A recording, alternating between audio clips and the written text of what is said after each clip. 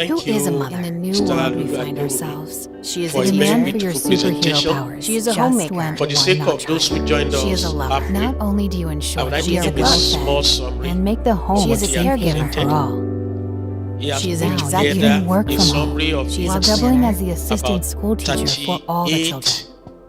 years to 39 years of working as a management trainee. And he has summed it up in terms of building one of the biggest advertising agencies or marketing communication organization in Africa. And he spoke extensively about his journey for entrepreneurship and how he has succeeded in getting to this level. And he wants us as healthcare practitioners, in particular community pharmacists, to find ways with which you can actually connect with the principles that has helped him to build this conglomerate. He spoke about the need for focus. When we learn to focus on the most important focus or priorities of life and of our business, we will also become the focus. What that implies is we need to find ways to be specific, not to be jack of all trade and master of none. Secondly, he spoke about the value of teamwork. And he cited the example that no matter how good you are, you cannot be everything. So you need the support of other people, other stakeholders to work with you. You cannot be a lone ranger and eventually become the most successful person as an entrepreneur. He spoke about the need for calculated risk. Yes, every day we are exposed to risk, but we must find the risk. That means weigh the risk, identify the opportunities. There's a statement that says, in every challenge there's an opportunity. So look beyond the challenge that you are seeing.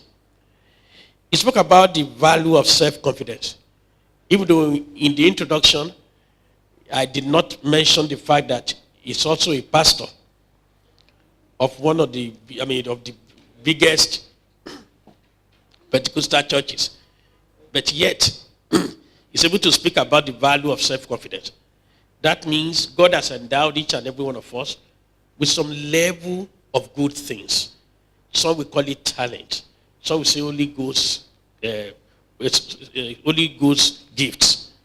Some we call it special gifts. Whatever it is that God has endowed you with, find a way to build confidence around those things and build knowledge, build skill, build the right attitude. As Mr. Integrity, I would have been surprised if he did not speak about honesty. He spoke extensively about the need for honesty. Honesty may slow you down initially, but over a period of time, it will promote you. Honesty has helped him in growing in an industry that was renowned for many unethical practices, and yet his own company was able to raise its head from ground zero to this level, to the zenith of that industry.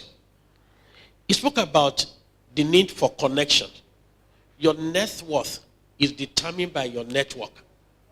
So, and you never know who's going to be important to you at one time or the other.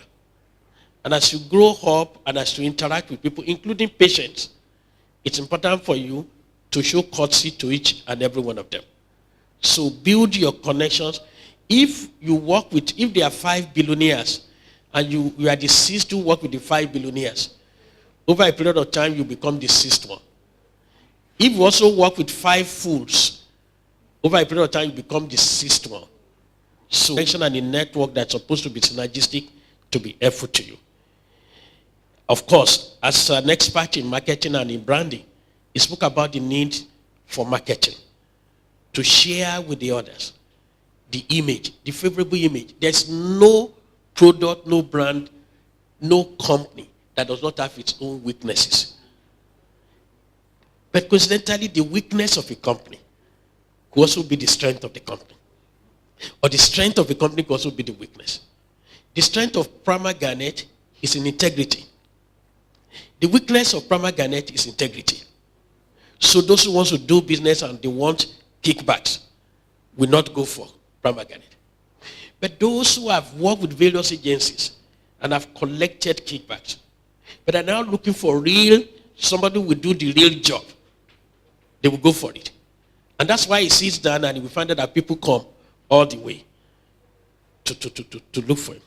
He spoke on strategic partnership, the value of strategic partnership, the need for us to find partnership that will create synergy with us. He spoke about Starbucks and the use of free Wi-Fi. I mean, luckily, Starbucks is not open in Nigeria. There will be about 1 million people queuing every day to be there. But it just shows that there are a lot of things we can do in our pharmacies. And there's nothing wrong with us partnering also with Wi-Fi providers at rates that will be good to enable people who come to our pharmacy to be able to have easy payment. Because when the Wi-Fi is good, paying by money transfer becomes faster, easier, and there are a lot of things we could do. There's nothing wrong with us partnering with other members of the healthcare industry. There's no law that says that we cannot partner. The problem is problem of ego. Yeah, if, for example, a doctor may not want to open a clinic inside a pharmacy, but it's enormous. And so we have seen the likes of Julie Pharmacy blazing the trail. In Julie Pharmacy building, there's pharmacy, there's supermarket, there's post office, there's laboratory service, medical laboratory, you can do tests, and then on the first floor, that's on the ground floor. On the first floor, a clinic is being opened. So there's nothing wrong with you partnering with other people in the same building so that prescriptions come to you. It becomes incremental to whatever you are supposed to do. And people will want to come to your place because even though they did not prepare to see a doctor originally, the mere fact that they could see a doctor becomes a plus, like his case. He spoke about as well, he said we should therefore look for growing opportunities in spite of the problems or challenges of COVID. He said we must be sure that every stakeholders in the partnership, what are they bringing onto the table? And it is nice to look for people who share similar principles and values with you. New opportunities do exist through partnership, and there's a need to raise awareness. It can create a synergy that increases the awareness on your own brand. I don't see a reason why a community pharmacy should not raise awareness about disease conditions. Disease conditions like, you have 52 weeks of the year. A week can be devoted to hypertension, another week to glaucoma, another week to trachoma, another week to essential hypertension, another week to lipidemia. And in all these cases, you can partner with those companies that are specialists in all these disease conditions, and they will sponsor a lot of awareness program. They will give free things. And because people know that there's something free each week that they can collect from your pharmacy, they come there. So these are the things we could do.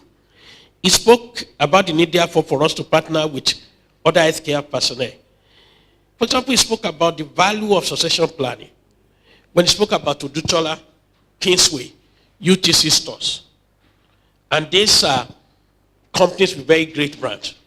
Why does Nigerian businesses not move from generation to generation?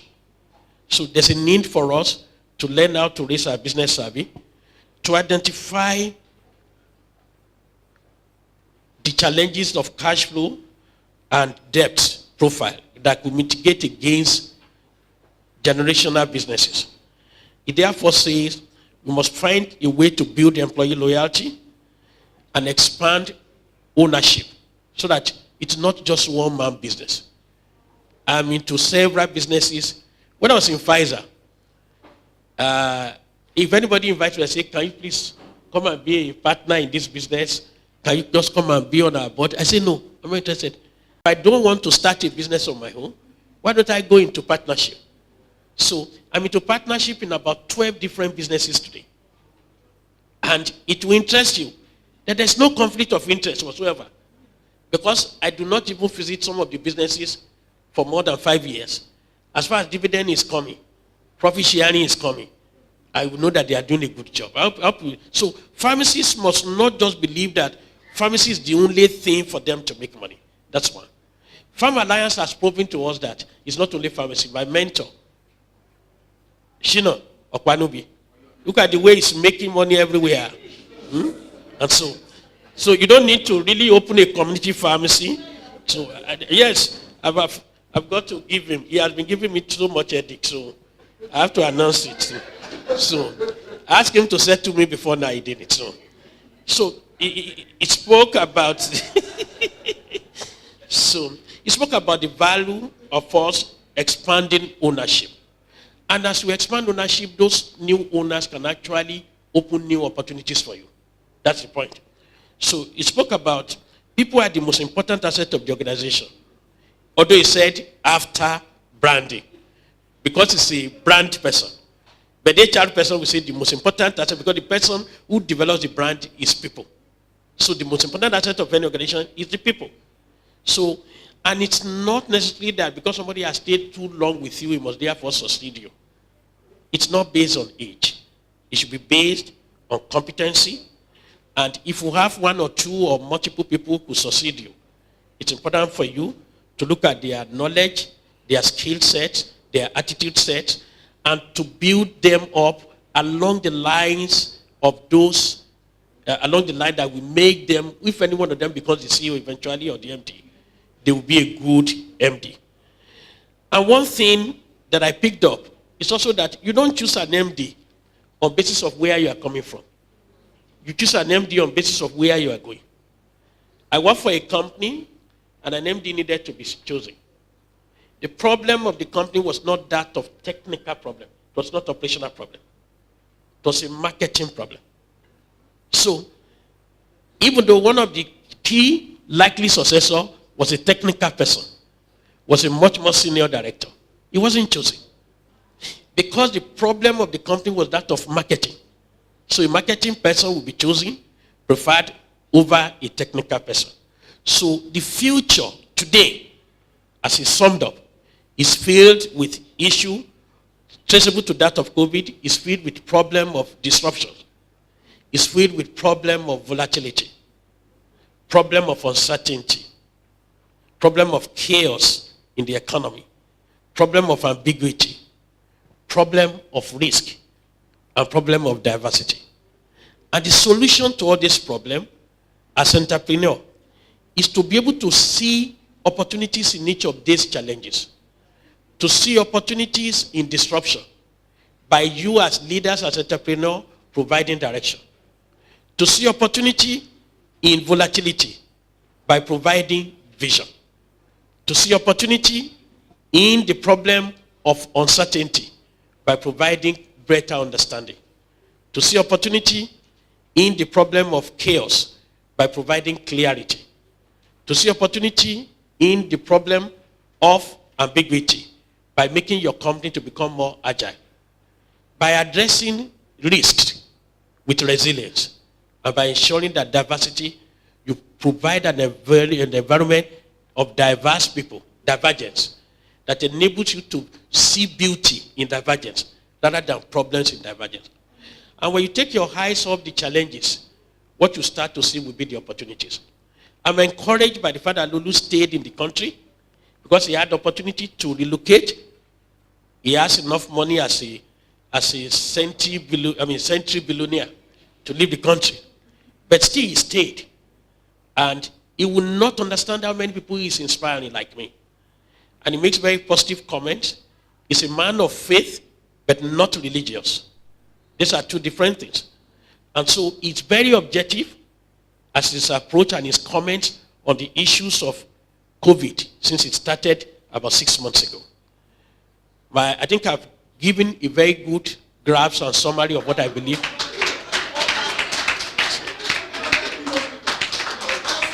So I wanted you to know that I was listening. Because many of you were chewing gum. Some of you were just busy. So now please send on the question on the question list all the questions you have. Lulu is unlucky to have me at this side today. So no matter what his plans are, he will need to answer a couple of questions before he leaves. Lolo is very proud. I mean, when I use the word proud, I'm using it. He's very happy to be introduced as a Christian. He's been a Christian for many years. When I met him, he was already a Christian. And, okay, I was told that my voice is not loud enough. Okay. When I put this thing too close, my voice will now look like Barry White, Okay. So, Lolu has allowed his personal value to play a very critical role in the business he's running. So the issue of core value of integrity is number one in his company. I know this. And I know a couple of people have worked, and those whose values did not tally with that value of maintaining integrity, some of them found their way outside the company, and the company did not collapse. That encouraged me to realize the fact that I could choose not to do some things. So, as somebody who was heading the new Pfizer business in 1997, I chose I was not going to do any business with government. And Pfizer survived. I started to work in an higher institution, in an institution of learning, where really there's no reason to bribe anybody.